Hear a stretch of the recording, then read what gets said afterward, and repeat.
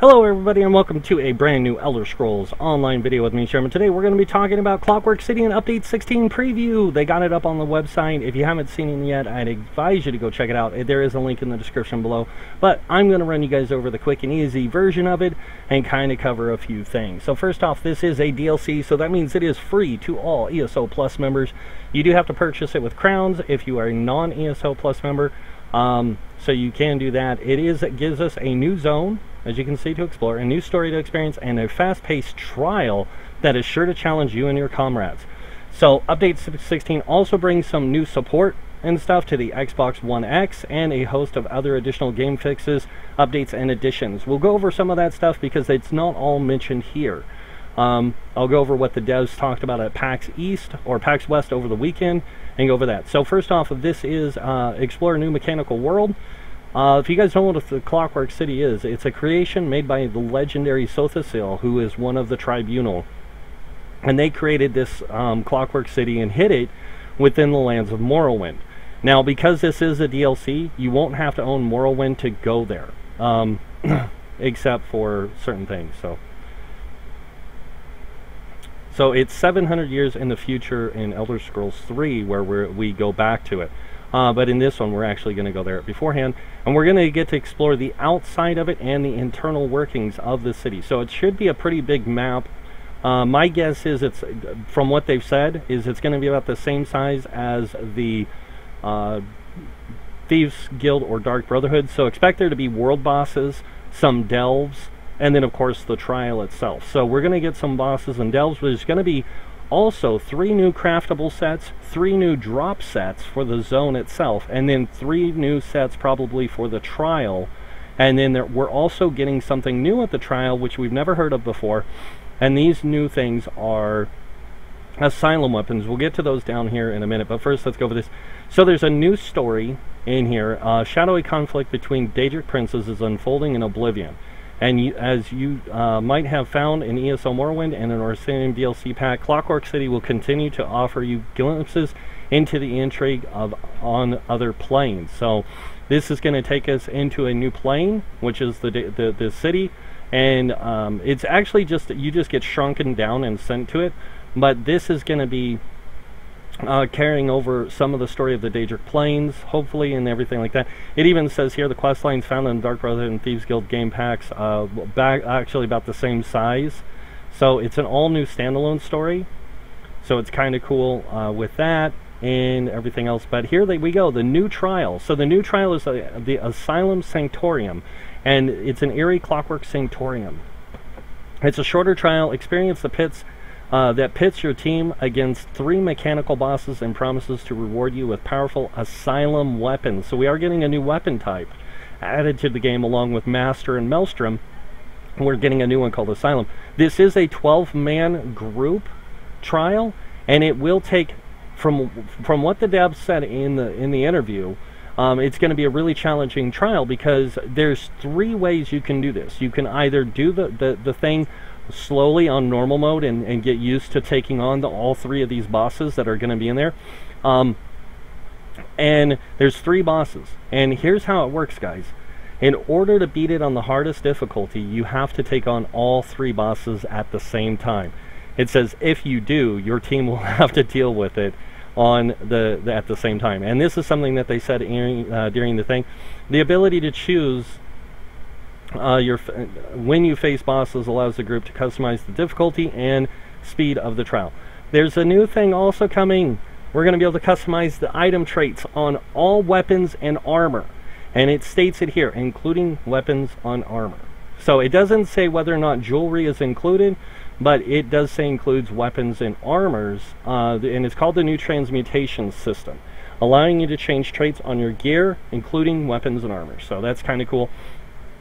In order to transmute the item, you must locate a transmutation station and have the item trait researched in order to learn the skill way. But before we go too far, I want to jump back up here real quick because there's something about the trial system that's going to be kind of neat.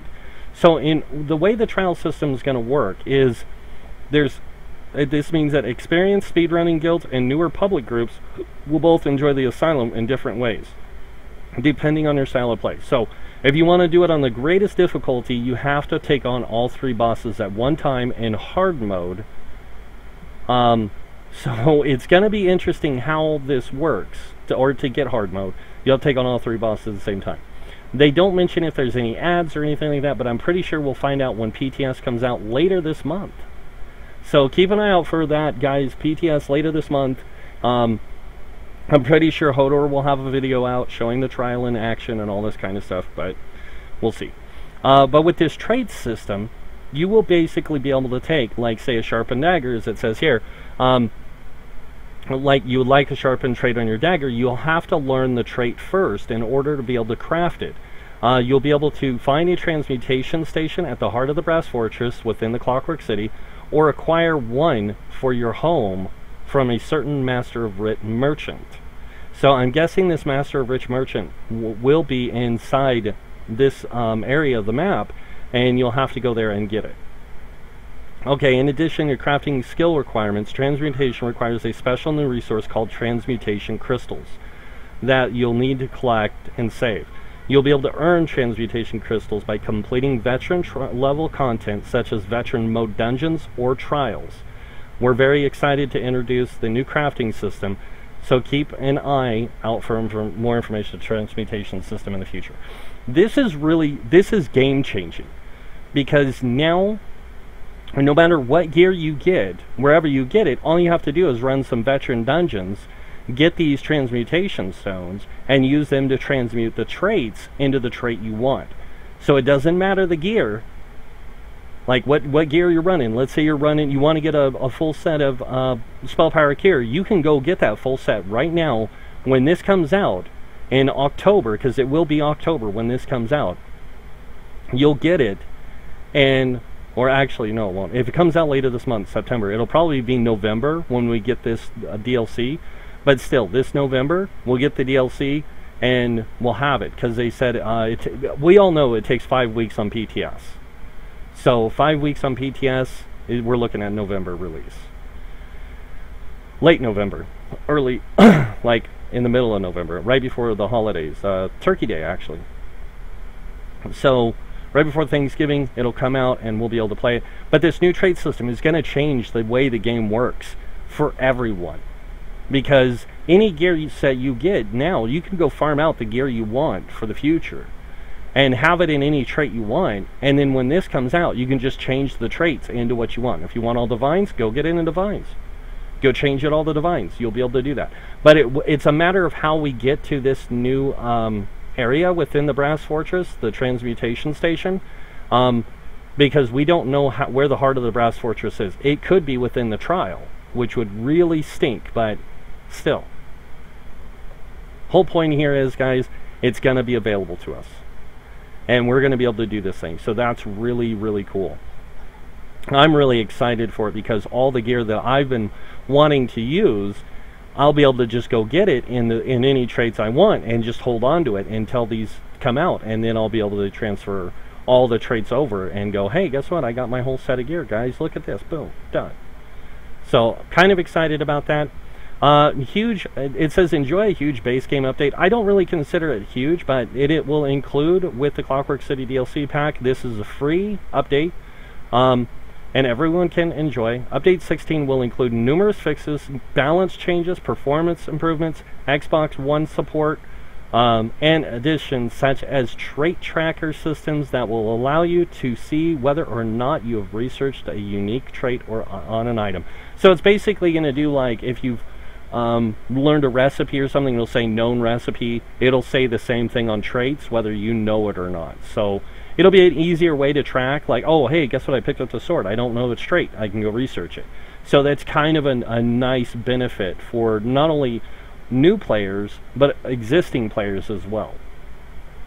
Finally, the base game update will include a new battleground game for ESO Morrowind owners, Crazy King. In Crazy King, your team must seize a capture point location that jumps randomly around the map. We'll sure to be show you the PvP mode near the future, so keep an eye out for that as well. So all this stuff that we're hearing about is coming in the new DLC, guys, and this new DLC is Clockwork City Update 16, and it is going to be awesome. So we're going to get 3 new drop sets, and here's a preview. It looks like maybe one of the drop sets, which is pretty cool. I like the look of it, depending on what it is. I'm really hoping for a new heavy armor crit set, because it's the one thing that we're missing from the game. Besides, the only other place to get one is in the trial, which is Berserking Warrior. We don't have any other crit sets in heavy armor, so it'd be nice to get another one added with this update. I think that would be really cool. So hopefully one of the sets, the trial set or this set, will be one of those sets for that. But I think if they do anything tank-wise that's not open, like craftable or drops in the open world, is going to be, you know, it's going to be, it's not, I don't think they're going to put it in the trial. Because if you look at Halls of Fabrication, we got tank gear. If you look at the other one, the only one where we got one of those sets for heavy armor was in Halra Citadel. We didn't get one anywhere else in the game. The rest of them have to be crafted. So it's kind of a neat change, and I hope that we get new stuff to change with it in the future. But it's really cool that we're getting new gear sets. So we're going to get 3 new gear sets, craftable gear sets, 3 new drop sets. So we're going to get a Magicka set, a Stamina set, and then we're going to get a Tanky set for crafting. And then we're going to get 3 drop sets, 1 light, 1 medium, 1 heavy. And then we're going to get 1 light, 1 medium, and heavy from the trial, along with these Asylum weapons. So we're getting a lot of new gear in this next update, which should really play on that. And whatever changes they might be doing to the rest of the game with this update, I guess we'll get on the PTS patch notes when they release them later this month. So when we get those new PTS patch notes, I will go over them personally with you guys and cover them and let you guys know what's coming with those as soon as we have them out and available to us. So I'm going to guess that we're probably not going to see this go on PTS. I mean, unless they release us on a PTS, not next week, but the following week, then we can get it early November, which means that as soon as the Halloween event ends in October, we'll get this new update. And that sounds like a more reasonable deal than waiting until towards the end of November, because they're going to want to have time to work bugs out before any holidays happen, and they're taking time off of work. They want to try and keep everything in good working succession before then. So I have a feeling this is going to come to PTS, just my opinion, sometime, not this next week, but the following week. So that way we have 2 weeks this month in October to test it. For US side, 2 weeks on the European side, and then a 3rd week to finalize testing and get all of the patch note stuff done. So that means on official release around November 1st, they have it done and ready. So like around the first of the month of November. It could be the first week, like the 3rd or 4th, or it could be the following week. In fact, we can go take a look real quick right here. So next month, we could see it released on October 31st, which would be really crazy because that's Halloween. But I don't see that. I see it coming out the 7th, or possibly the 14th. But I don't see them releasing it in this week because this is Turkey Day week, and they won't have time to release it and get bug fixes and stuff done. So I don't see it the 21st. The 28th might be another date, but then we're getting closer into the holidays, and they're going to need time to start working on the new update for the free update that's going to come in February. So this will give them enough time to get some of this stuff done and have this up and running and ready to go before then. So, but we'll have to see. We'll just have to wait and see. But we are looking at 5 weeks. So if they do it, like I said, if they do the PTS starting on the 19th or the 18th, that gives them 1, 2, and then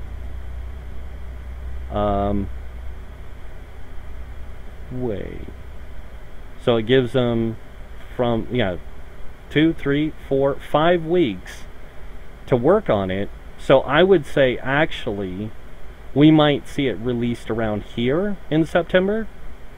So that way they get 1 week here, 2 weeks, 3 weeks, 4 weeks, 5 weeks, and then they can release it around the 6th or 7th of November. Because that makes more sense. But yeah, I'm excited. The reason why I'm excited is I'm a huge fan of Morrowind. That's where I basically originally got my feet wet in ESO back in Arena, but I didn't really play much of Arena. I just played around with it. I wind up playing Daggerfall and then going back and playing all the way through Arena, and then moving into Morrowind when it came out on Xbox. And I played Morrowind from beginning to end, like all the content, everything. I had thousands of hours in Morrowind. And when they released the expansion for it, where they came out with Morrowind, the Mournhold, and the Ice whatever place it was, I played through that content way too much. I played through all that content way too much. So I got to experience all those DLC stuff and really enjoy it. And this is going to be one of those things that's going to bring back a lot of memories. I mean, Halls of Fabrication did that, and then of course the storyline and Morrowind did that, but this is really going to bring back a lot more, because I'm going to get to actually see the city from the outside and experience this great creation created by Sothasil. So, but yeah, that's pretty much it. I mean, for the video, I mean, I can't go into any more detail than what we know on this site. But go ahead and check the link for yourselves, you guys. It'll bring you right here to this website. You guys can go ahead and read through all this stuff, and come up with your own, ideas and thoughts on if this is going to be good or what have you. I just, like I said, anytime they add new stuff is going to excite me, because that gives me something new to experience. And this new trial sounds freaking amazing. So we'll have to see.